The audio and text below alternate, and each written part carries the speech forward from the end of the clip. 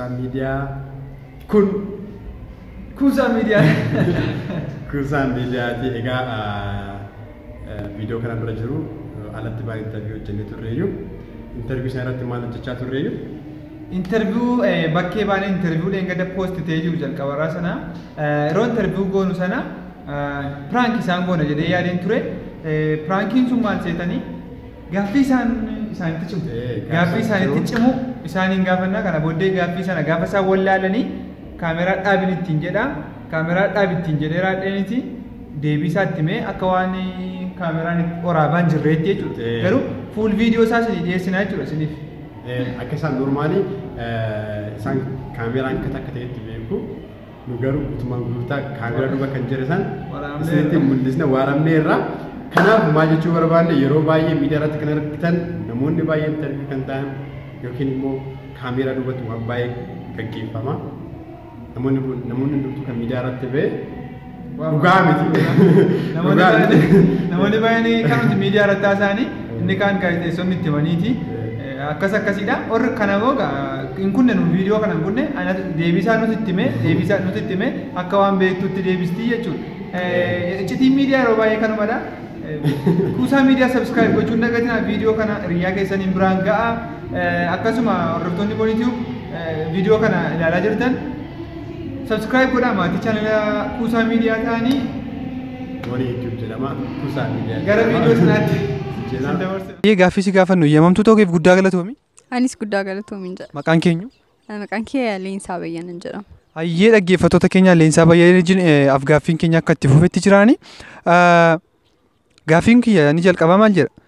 Namichi yeroo jalqabaa lafa asii gadi meetira 1000 asii gadi qotee maqaan isaa eenyu jedhama jedha? Maqaan isaa akka qoteeyyuu ani information hin qabu. Hayyee kaameraa dhaabdaa itti himnaa irra deebinee waraabnaa jechuudha gaaffichi hundumtuu akka beekuuf jechuudha. Kaameraa dhaabdee tawaasi? Maqaan isaa Volvi jedhama. Volvi jedhama. Maqaan isaa Volvi jedhama taanii asii gadi meetira 1000 qotee taanii dalga meetira 1000 qotee taanii akkamitti barte dheeyoon si gaafadhe immoo dubbisee gaazexaarraan argee waan barbaadde jechuu dandeessa. Si galeeranii akka bareedutti jechuudha. Itti fufi bareedanii. Hayyee namichi yeroo jalqabaa boolla asii gadi meetira 1000 asii gadi qotee dalga meetira asii gadi 1000 qotee eenyu jedhama? Eenyu jedhama maqaan isaa Volvi jedhama. Dheerina 1000 gadi qoteera akkasumas dalga isaas meetira 1000 qotee jira.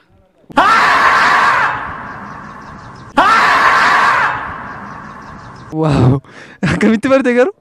Akkamitti barte wantoota garaagaraa waan dubbisuuf isaanirraa kana argadheen jira. Baay'ee dubbista jechuudha. Hayyee baay'ee nama cimtuu akka isheen taate sirraa hordofuu dandeessu dhaggeeffattoota keenya namoonni keenya dubbisuudhaan baay'ee deemaniiru.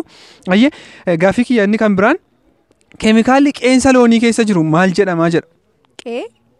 Qeensa jechuun qeensa loonii keessa kan jiru maal jedhama keemikaalli achi keessa jiru jedha? Qeensa loonii. Yoon beektu ta'e kanas dhaabuu dandeenya. Kaameraadhaaf irra deemnee waraabnaa kanas dhaabdeettanii? Keemikaalli dhaabeera kaameraa cinqiin qabu irra deemnee waraabna. Keemikaalli qeensa loonii keessa jiru maayikiroon jedhama. Maayikiroon jedhama. Akkamitti barte yoon siin jedhe immoo bakka maanni barattuu keemikaala injiinaringii teetta. Barattuu keemikaala injiinaringii waggaa lammaffaatii minaa jalqabee. Hayyee keemikaalli qeensa loonii keessa jiru maal jedhama? Maal jedhama? Maayikiroon jedhama. Qeensa loonii keessatti inni argama keemikaalichi jechuudha. Keemikaalli qeensa loonii keessa jiru maayikiroon jedhamattee baay'ee gaaffii cimaa deebiste barachuun maalirraa barte barattuu gara sanaati moo ati? Barattuu keemikaala injiinariitii waggaa lammaffaa keessa guuttadheera.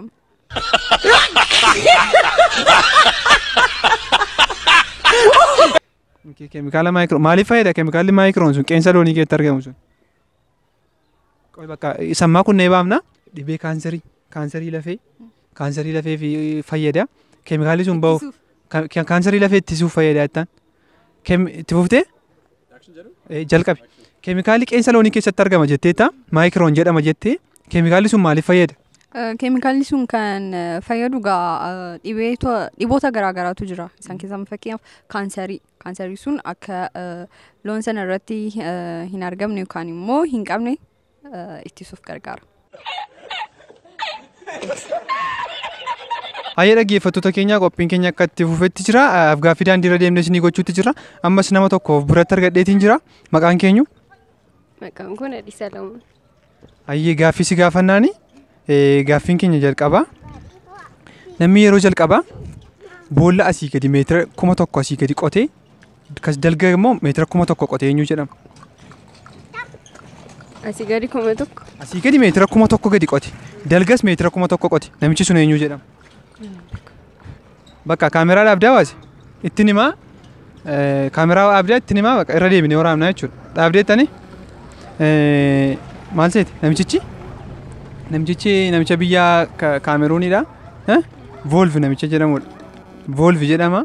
Gaafa si gaafadhu namicha Volvi jedhamu naama jettee naa deebistaa jechuudha. Namicha Volvi jedhamu jettee naa deebistaa. Maanni kun akkamitti barte yoo si gaafadhe immoo dubbisee waa intarneetii irraa ilaalee si galee itti fufi. Hayyee namichi yeroo jalqabaa boolla asii gadi meetira 1,000 qotee dalgas meetira 1,000 qotee eenyu jedhama? Volv nama biyya Kaameruun.